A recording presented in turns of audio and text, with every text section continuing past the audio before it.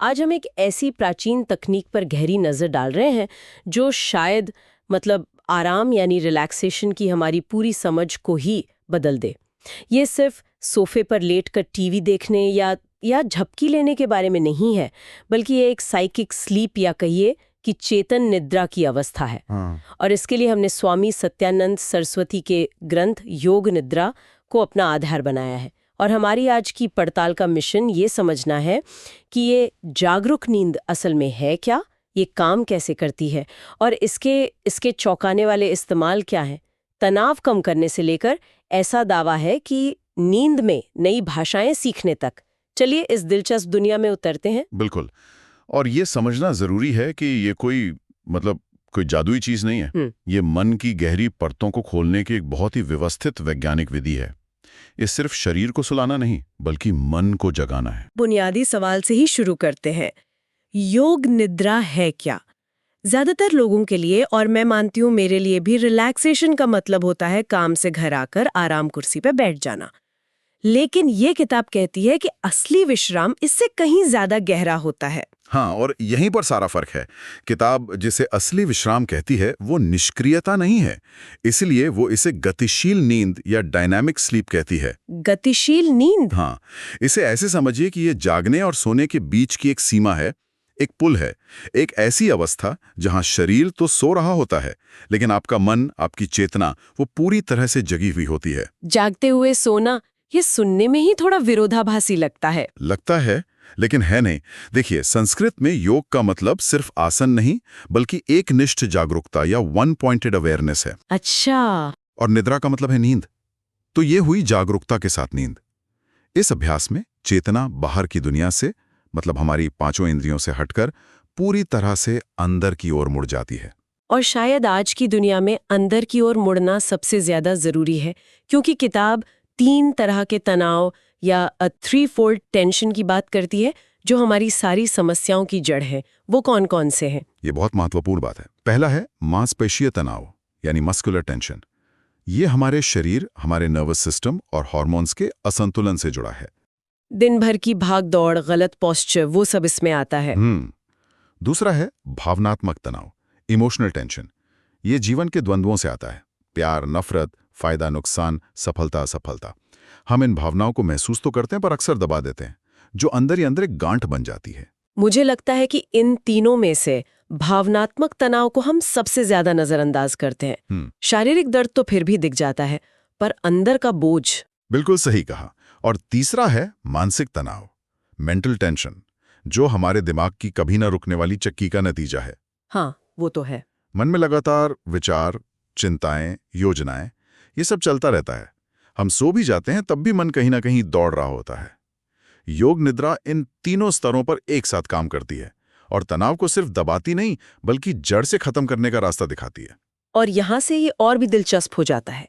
इस तकनीक की उत्पत्ति की कहानी भी किसी फिल्म की स्क्रिप्ट से कम नहीं है। स्वामी सत्यानंद जी ने इसे किसी प्राचीन ग्रंथ से नहीं खोजा, बल्कि अपने ही अनुभव से विकसित किया। हाँ, ये कहानी बहुत कमाल की है।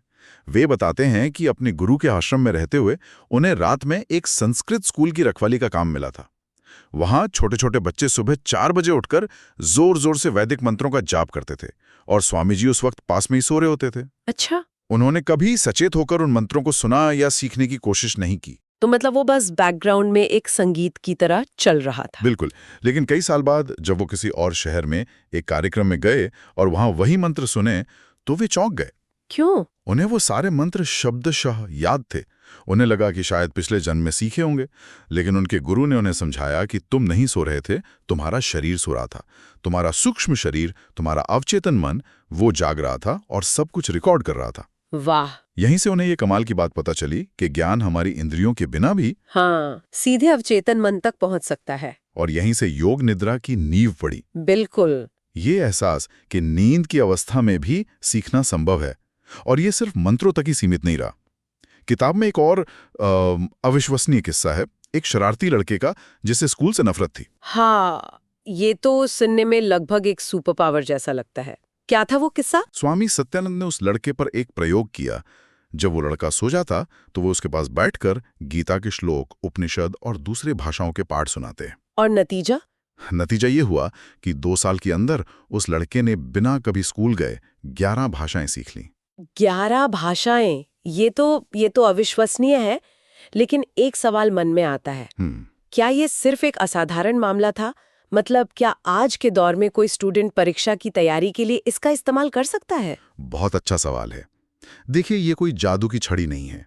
ऐसा इसलिए हुआ क्योंकि जब मन पूरी तरह शांत और ग्रहणशील होता है, जब हमारा तर्क करने वाला, विश्लेषण करने वाला बौद्धिक दिमाग रास्ते में नहीं आता, तो ज्ञान बिना किसी फिल्टर के सीधे अंदर चला जाता है। बिल्कुल, सीधे अवचेतन में अंकित हो जाता है।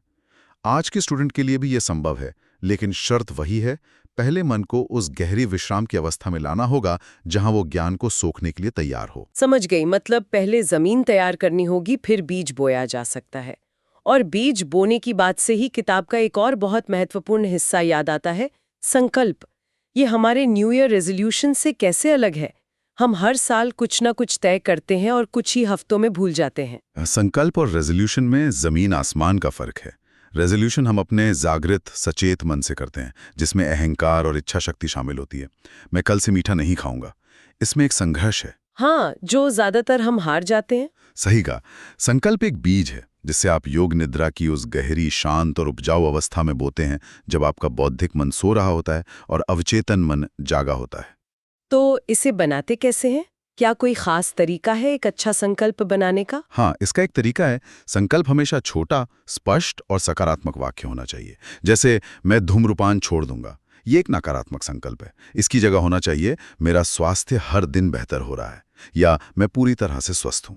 अच्छा, मतलब वर्तमान काल में, जैसे वो चीज पहले से ही सच हो। बिल्कुल। और इसे योग निद्रा के अभ्यास की शुरुआत और अंत में पूरे विश्वास और भावना के साथ 3 बार दोहराया जाता है। तो इसका मकसद सिर्फ धूम्रपान जैसी बुरी आदतें छोड़ना नहीं है? बिल्कुल नहीं। किताब तो यहाँ तक कहती है कि इसका असली उद्देश्य छोटी मोटी इच्छाओं को पूरा करना नहीं, बल्कि अपने पूरे व्यक्तित्व और जीवन की दिशा को बदलना है। जब आप ये संकल्प लेते हैं कि मैं अपनी पूरी क्षमता को जागृत करूंगा, तो धूम्रपान जैसी छोटी मोटी आदतें तो रास्ते में अपने आप ही छूट जाती हैं। किताब कहती है कि एक सही समय पर लिया गया संकल्प आपके भाग्य का निर्माता बन सकता है। अवचेतन मन में इस तरह का बीज बोना सुनने में बहुत शक्तिशाली लगता है, लेकिन कुछ लोगों के लिए ये शायद हिप्नोसिस या सम्मोहन जैसा भी लग सकता है। क्या विज्ञान इन दोनों के बीच कोई स्पष्ट अंतर बताता है? ये बहुत ही जरूरी सवाल है, क्योंकि दोनों में सतही समानताएं दिखती हैं। दोनों ही गहरी विश्राम की अवस्था से शुरू होते हैं, लेकिन जो मुख्य अंतर है वो है चेतना का। हिप्नोसिस में व्यक्ति का सचेत मन लगभग सो जाता है और उसकी जागरूकता एक बहुत ही छोटे से दायरे में सिमट जाती है, जो हिप्नोटिस्ट के सुझावों को मानती है। और बाद में शायद याद भी न रहे कि क्या हुआ। हाँ, जबकि योग निद्रा में आप कभी भी अपनी जागरूकता नहीं खोते। आपका मन पूरी तरह से जागा रहता है। आप जानते हैं कि आप अभ्यास कर रहे हैं। बिल्कुल। आप जानते हैं कि आप शवासन में लेटे हैं, आप मेरे निर्देशों को सुन रहे हैं और अपनी मर्जी से उनका पालन कर रहे हैं। आप चाहें तो किसी भी पल अभ्यास रोक सकते हैं। यहाँ नियंत्रण पूरी तरह से आपके हाथ में होता है। ठीक है, ये तो हुआ अनुभव का अंतर, लेकिन क्या दिमाग के स्तर पर भी कोई फर्क दिखता है? मस्तिष्क की तरंगों या ब्रेन वेव्स के बारे में विज्ञान क्या कहता है? हाँ, यहीं पर विज्ञान तस्वीर को और साफ करता है। जब हम जागे हुए और सक्रिय होते हैं तो हमारा दिमाग बीटा तरंगों में होता है। जब हम गहरी नींद में होते हैं तो डेल्टा तरंगों में। इन दोनों के बीच में एक अवस्था होती है अल्फा तरंगों की, जो गहरे विश्राम, रचनात्मकता और ध्यान की अवस्था है। अच्छा। ज्यादातर लोग इतने तनाव में रहते हैं कि वे बीटा से सीधे डेल्टा में गिर जाते हैं और ये सुकून देने वाली अल्फा अवस्था छूट जाती है। और योग निद्रा हमें उस अल्फा अवस्था में ले जाती है। ठीक यही। वैज्ञानिक अध्ययनों में ईईजी मशीनों से देखा गया है कि योग निद्रा के अभ्यासी लंबे समय तक अल्फा तरंगों की अवस्था में बने रहते हैं। वे नींद और जागृति के बीच के उस पुल पर चलना सीख जाते हैं। किताब में पीट स्कैन अध्ययनों का भी जिक्र है। ये तो और भी ज्यादा आकर्षक है। तो पीट स्कैन में असल में क्या दिखा? क्या दिमाग के वो हिस्से मतलब सक्रिय हो गए जो हम जागते हुए इस्तेमाल करते हैं? बिल्कुल। कोपेनहेगन, डेनमार्क में हुए शोध में ये साफ दिखा। जब अभ्यास करने वालों को अपने शरीर के अलग अलग अंगों पर ध्यान घुमाने के लिए कहा गया, तो उनके दिमाग के वो हिस्से सक्रिय हो गए जो स्पर्श और शारीरिक संवेदनाओं से जुड़े हैं।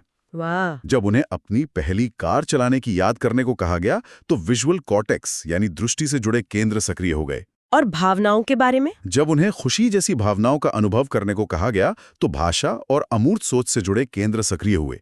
ये इस बात का पक्का सबूत है कि ये कोई बेहोशी की अवस्था नहीं, बल्कि एक सचेत और निर्देशित मानसिक प्रक्रिया है। तो ये सिर्फ मानसिक शांति के लिए नहीं है, बल्कि इसके बहुत ठोस व्यवहारिक उपयोग भी हैं। स्वामी सत्यानंद का अपराधियों के साथ किया गया प्रयोग तो इसकी परिवर्तनकारी शक्ति का एक बड़ा उदाहरण है। हाँ, वो अनुभव हैरान करने वाला था। उन्हें कुछ अपराधियों के साथ काम करने के लिए बुलाया गया। उन्होंने वहां जाकर उन्हें कोई नैतिक उपदेश या भाषण नहीं दिया। उन्होंने बस उन्हें जमीन पर लिटाया और रोज योग निद्रा का अभ्यास कराना शुरू कर दिया। और नतीजा क्या हुआ? कुछ ही दिनों में उनका व्यवहार बदलने लगा। एक अपराधी जिसने पहले दिन स्वामी जी को सिगरेट ऑफर की थी, 7वें दिन आकर उनसे माफी मांगने लगा। कमाल है। किताब का सार ये है कि कोई भी व्यक्ति स्वभाव से बुरा नहीं होता। सारा खेल तनाव का है। जब सालों का दबा हुआ भावनात्मक और मानसिक तनाव बाहर निकल जाता है, तो व्यक्ति अपने स्वाभाविक शांत रूप में वापस आ जाता है। ये बहुत गहरी बात है। तो आज के दौर में इसका उपयोग कहाँ-कहाँ हो रहा है? क्या सिर्फ तनाव प्रबंधन के लिए या बीमारियों के इलाज में भी? इसका उपयोग अब बहुत व्यापक हो गया है। तनाव से जुड़ी लगभग हर बीमारी में ये बहुत प्रभावी है, जैसे कि उच्च रक्तचाप, अस्थमा, माइग्रेन, अल्सर। इसके अलावा चिंता, डिप्रेशन, अनिद्रा और यहाँ तक कि पुराने दर्द के प्रबंधन में भी इसके बहुत अच्छे परिणाम देखे गए हैं। उच्च रक्तचाप का उदाहरण बहुत दिलचस्प है। यह काम कैसे करता है? देखिए, तनाव सिर्फ मन में नहीं रहता। जब हम तनाव में होते हैं तो हमारा शरीर कोर्टिसोल जैसे स्ट्रेस हार्मोन छोड़ता है, जो सीधे हमारी रक्त वाहिकाओं को सिकोड़ते हैं और ब्लड प्रेशर बढ़ाते हैं। अच्छा। योग निद्रा उस तनाव की जड़ पर काम करती है। जब आप गहरे विश्राम में जाते हैं तो ये हार्मोन कम हो जाते हैं, नर्वस सिस्टम शांत होता है और शरीर स्वाभाविक रूप से प्रतिक्रिया देता है। बॉम्बे के KEM अस्पताल में डॉक्टर के दत्ते ने एक अध्ययन किया था, जिसमें उन्होंने पाया कि योग निद्रा के नियमित अभ्यास से मरीजों का रक्तचाप काफी कम हुआ और 50% से ज्यादा मरीजों की दवाओं की जरूरत भी कम हो गई। तो आज की इस पूरी चर्चा को अगर समेटें तो योग निद्रा केवल लेटकर आराम करने की एक तकनीक नहीं है। ये तो चेतना की एक बहुत ही गहरी और शक्तिशाली अवस्था है, जिसका इस्तेमाल हम सीखने, शारीरिक और मानसिक रूप से स्वस्थ होने और यहाँ तक कि अपने व्यक्तित्व को बदलने के लिए भी कर सकते हैं। ये हमारे सचेत और अवचेतन मन के बीच एक पुल बनाने जैसा है। बिल्कुल सही कहा। ये अपने ही मन के ऑपरेटिंग सिस्टम को समझने और उसे फिर से प्रोग्राम करने जैसा है। और जाते एक विचारणीय बात छोड़ते हैं।